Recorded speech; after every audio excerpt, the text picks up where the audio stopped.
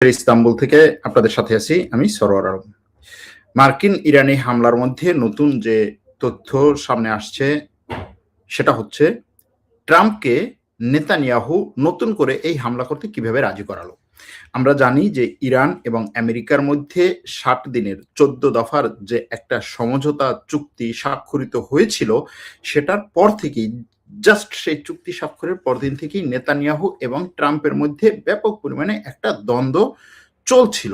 তাদের সেই দ্বন্দ্বটা এমন একটা পর্যায়ে গিয়ে পৌঁছেছিল যে ট্রাম্প সরাসরি মিডিয়ার সামনে নেতানিয়াহুকে তুচ্ছ তাচ্ছিল্য এবং হেয় প্রতিপন্ন করতেও দ্বিধাবোধ করে নাই।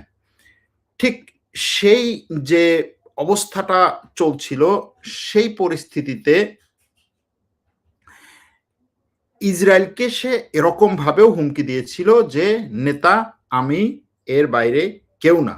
ইসরায়েলের পক্ষ থেকে এটা নিয়ে নেতানিয়াহু অনেক দিন ধরেই চুপ ছিল, কিন্তু তার মন্ত্রীরা, স্বরাষ্ট্রমন্ত্রী, পররাষ্ট্রমন্ত্রী, অর্থমন্ত্রী, প্রতিরক্ষামন্ত্রী, প্রায় সবাই এই ট্রাম্পের এই যে হামকি ধামকি বা ট্রাম্পের এই যে নেতৃত্ব দেওয়ার কথা, যে আমি এখানে নেতা, আমি যদি না থাকি তাহলে ইসরায়েল থাকতো না, আমরা যদি না থাকি তাহলে ইসরায়েলের কোনো অস্তিত্বই থাকতো না, এরকম ধরনের যে ইঙ্গিত তিনি দিয়েছিলেন তার কথায়। এমনকি তিনি এটাও বলেছিলেন যে ইসরায়েলকে সবাই ঘৃণা করে, নেতানিয়াহুকে সবাই ঘৃণা করে, নেতানিয়াহু যেই সমস্ত কাজ করছে এই সমস্ত কাজ বন্ধ করতে হবে, এরকম ভাবে অনেকগুলো বিষয় তাদের মধ্যে, মানে দ্বন্দ্বের বিষয় তাদের মধ্যে স্পষ্ট হয়েছিল।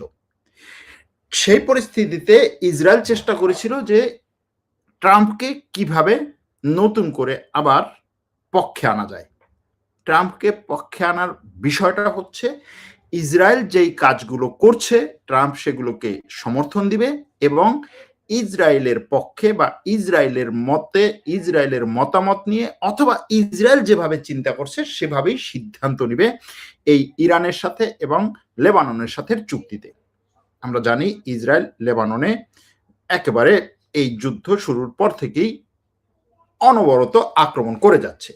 লেবাননের আক্রমণ থেকে ইসরায়েলকে ঠেকাতে বিভিন্ন পক্ষ বিভিন্নভাবে কাজ করেছে, আমেরিকা মধ্যস্থতা করেছে, আমেরিকা বিভিন্ন সময় ইসরায়েলকে হুমকিও দিয়েছে, কিন্তু ইসরায়েলের একটাই বক্তব্য, লেবাননে আমরা কারো অনুমতি নিয়ে ঢুকি নাই, কারো অনুমতি নিয়েও বের হব না, লেবাননে থাকার জন্য আমাদের কারো অনুমতিরও দরকার নেই। সেখানে তাদের একটা মাত্র বাধা ছিল, সেটা হচ্ছে আমেরিকা, কারণ লেবাননের সরকার তাকে বাধা দিচ্ছে না, আন্তর্জাতিক কোনো আইন তাকে ঠেকাতে পারছে না, আন্তর্জাতিক কোনো সংস্থা, কোনো দেশ তার বিরুদ্ধে এইভাবে দাঁড়াচ্ছে না। সুতরাং আমেরিকা, সেই আমেরিকার রাষ্ট্রপতিকে সে রাজি করানো বা কনভিন্স করানোর চেষ্টা করেছে বহুভাবে। সর্বশেষ যে কাজটা করেছে সেটা হচ্ছে ইসরায়েলের গোয়েন্দা সংস্থা আমেরিকার গোয়েন্দা সংস্থার সাথে বা গোয়েন্দা সংস্থাকে নিয়ে ট্রাম্পের কাছে একটা প্রতিবেদন তুলে ধরেছে, যেই প্রতিবেদনে তাদের কথা হচ্ছে যে ইরানের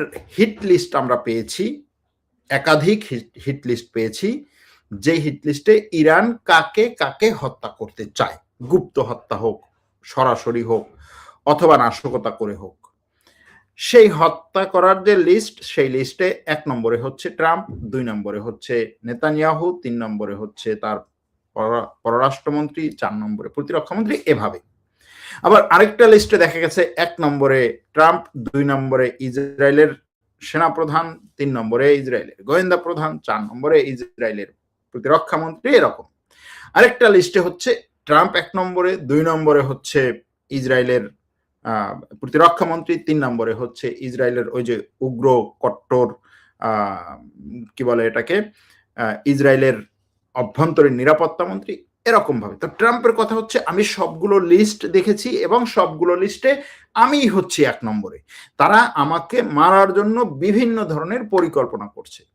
এটা কিন্তু ট্রাম্প এই আক্রমণের পর বলেছে যে আমি এরকম লিস্ট দেখেছি। তাকে লিস্টটা দেখিয়েছে কে? তাকে লিস্টটা দেখিয়েছে ইসরায়েল বা মোসাদ।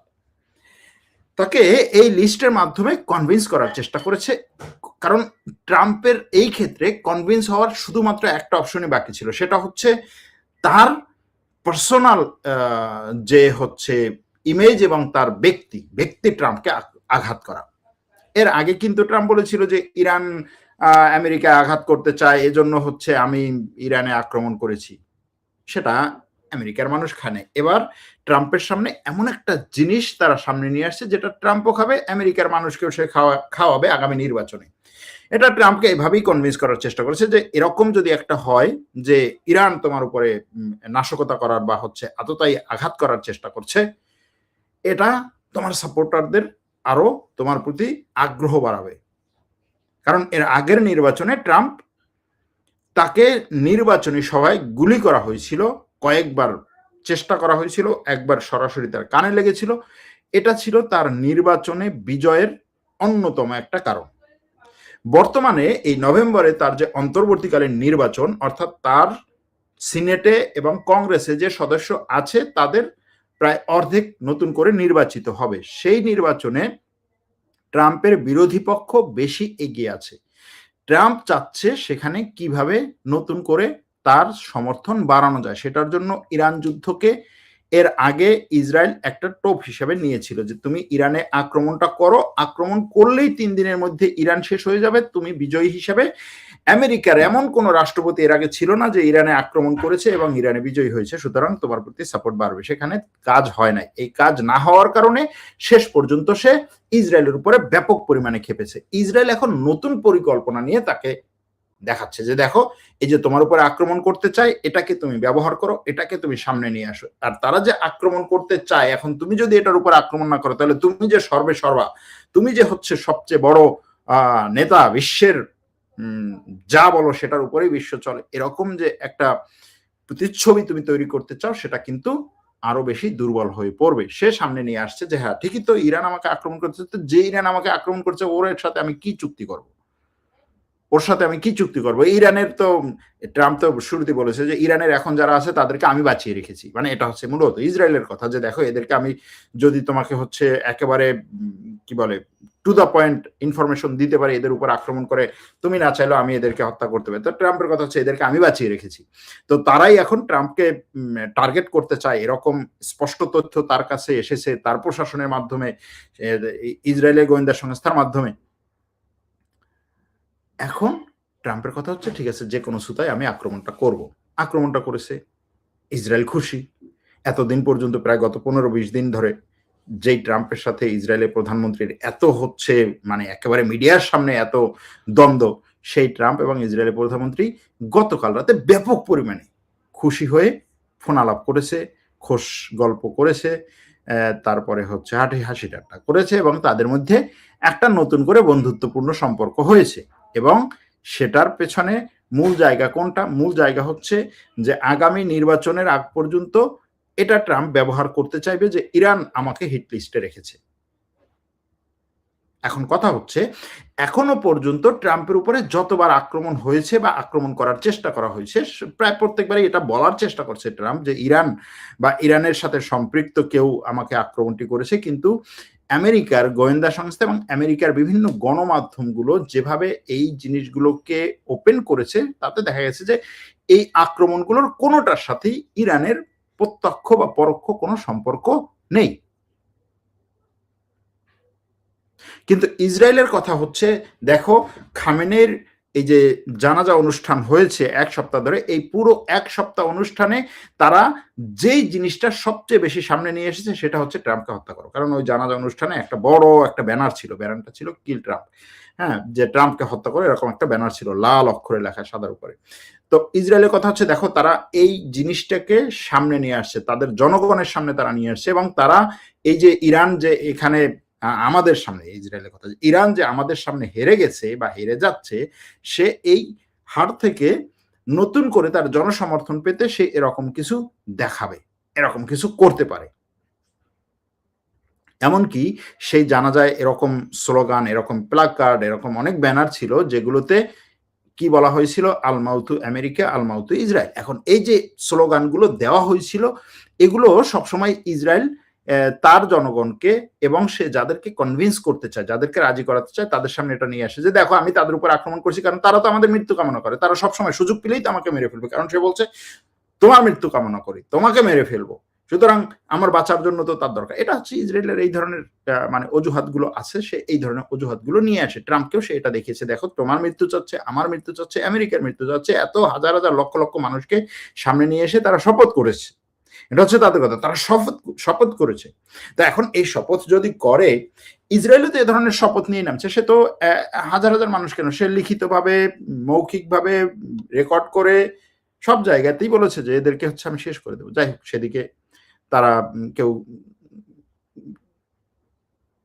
ইয়া করে না। আমাদের এক দর্শক খুব চমৎকার একটা কথা বলেছেন যে বারবার ইরান তেলবাহী ট্যাঙ্কারগুলোতে আঘাত করে, উস্কানি দিচ্ছে, আর এগুলো আমরা চোখে দেখছি না। এটা আমি যদি গতকালকের ভিডিও আপনি দেখেন তাহলে সেখানে বুঝবেন যে ইরান যে জাহাজগুলোতে আঘাত করেছে এবং সেই ট্যাঙ্কারে আঘাত করে সে উস্কানি দিয়েছে এবং সেই উস্কানির মাধ্যমেই যে এই যুদ্ধটা শুরু হয়েছে সেটাও আমি গতকালকে সেটাকে স্পষ্ট নিয়ে এসেছি এবং সেখানে এটাও বলেছি যে ইরান এটার জন্য 1 নম্বর দায়ী, ইরান এটা করেছে। কিন্তু এর আগেও এই ধরনের ঘটনা ঘটেছে, এর আগেও এরকম ভাবে হচ্ছে যুদ্ধবিরতি ভঙ্গের মতো হচ্ছে 1টা 2টা 3টা জাহাজে আঘাত হয়েছে, 3টা 4টা জাহাজে আঘাত হয়েছে। তখন ট্রাম্প বলেছে যে না, ওখানে এরকম একটু যুদ্ধবিরতি চলাকালীন সময় এরকম একটু মানে আঘাত পাল্টাঘাত এগুলো হয়, এগুলো কোনো বড় ধরনের বিষয় নয়, আমাদের সেনাবাহিনীর কোনো জাহাজে আঘাত হয় না এবং হচ্ছে হরমুজ প্রণালী দিয়ে ওই 2-1টা জাহাজ আসতে পারে না, বাকিগুলো আসছে। এটাতে ট্রাম্প বলে সে কিন্তু এই পাল্টা আক্রমণ থেকে নিজেকে বিরত রেখেছিল, করে নাই। যারা সেই সময় আমাদেরকে ফলো করেছেন তারা জানেন। এখন এই যে দর্শক বলেছেন তিনি হয়তো ওই সময় আমাদেরকে ফলো করেন নাই, যে কারণে তিনি এই জিনিসগুলোকে হচ্ছে জাস্ট আজকের ভিডিও দেখেই হচ্ছে মন্তব্য করার চেষ্টা করছেন। এটা আমি বহুবার বলেছি যে আমাদের ভিডিওগুলো দেখে জাস্ট হচ্ছে একদিনের ভিডিও দেখে আপনি যদি মূল্যায়ন করতে চান তাহলে হচ্ছে আপনি ভুল করবেন, কারণ আমরা খবর পড়ি না, আমরা বিশ্লেষণ করার চেষ্টা করি এবং সেটার সাথে অতীতের অনেকগুলো বিশ্লেষণকে আপনার দেখে আসতে হবে। যাই হোক, এখন এই যে কৌশল ইসরায়েল নতুন করে ট্রাম্পের সামনে নিয়ে আসছে, এই কৌশলে শেষ পর্যন্ত কাজ হবে কিনা বড় বিষয়টা হচ্ছে এটা। প্রথম কৌশল তাদের কাজে লাগে নাই, এখন দ্বিতীয় কৌশল নিয়ে আসছে, আগামী নির্বাচন পর্যন্ত হয়তো এরকম কিছু কৌশল নিয়ে আসবে। যদি ট্রাম্প একটা সময় যাওয়ার পরে দেখে যে না এই কৌশল আসলে সে যেটা চাচ্ছে সেটা হচ্ছে না, বরং ইসরায়েলেরই উপকার বেশি হচ্ছে, তখন আবার হয়তো ইসরায়েলকে তুলোধুনো করতে পারে। দেখার বিষয় হচ্ছে ইরান এইখানে কতটা ঐক্যবদ্ধ থেকে পদক্ষেপ নিতে পারে। কারণ এখানে আরো একটা বিষয় আছে ইরানের দিক থেকে, সেটা ইরানে বর্তমান সরকারের মধ্যে এবং সরকারের মধ্যেই বলা যায় দুটো ভাগ আছে, একটা হচ্ছে উদারপন্থী আর একটা হচ্ছে কট্টরপন্থী। উদারপন্থীরা এখন এই আমেরিকার সাথে একটা লিয়াজো করে, আমেরিকার সাথে চুক্তি করে, আমেরিকার সাথে আলোচনা করে একটা সমঝোতায় আসতে চায় এবং তারাই মূলত এই যে বর্তমান যে চুক্তিটা এটাকে নিয়ে আসছে এবং তাদের কথা হচ্ছে এই চুক্তি হচ্ছে এ যাবৎকালের সবচাইতে বড় বিজয় আমাদের জন্য। আমাদের যে ক্ষতি হয়েছে, আমাদের যেই পরিমাণ ক্ষয়ক্ষতি হয়েছে, এই চুক্তি হচ্ছে বড় বিজয়। আর কট্টরপন্থীদের কথা হচ্ছে তুমি আমেরিকার সাথে যেই চুক্তি করো, যত বড় বিজয় তোমার চুক্তির মধ্যে হয়ে আসুক না কেন, লেখায় কাগজে যত বড় তুমি জিনিসপত্র তোমাকে আমেরিকা দেখ না কেন, এই আমেরিকা এই ইসরায়েলকে কোনোভাবেই বিশ্বাস করা যায় না। তারা বহুবার এই ধরনের চুক্তি করে চুক্তি ভঙ্গ করেছে। এখন সেই চুক্তির উপরে ভিত্তি করে তুমি যদি বসে থাকো তাহলে আমেরিকা এবং ইসরায়েল এসে তোমাকে আরো মারবে এবং তুমি সেই মারা খেতেই থাকবা। সুতরাং তোমার এই সমস্ত চুক্তির দরকার নেই, তুমি আক্রমণ করো, তুমি বেশি আক্রমণ করো এবং আক্রমণের মাধ্যমে পুরো হরমুজ প্রণালীর ফুল কন্ট্রোল তুমি নাও। এটা হচ্ছে কট্টরপন্থীদের কথা।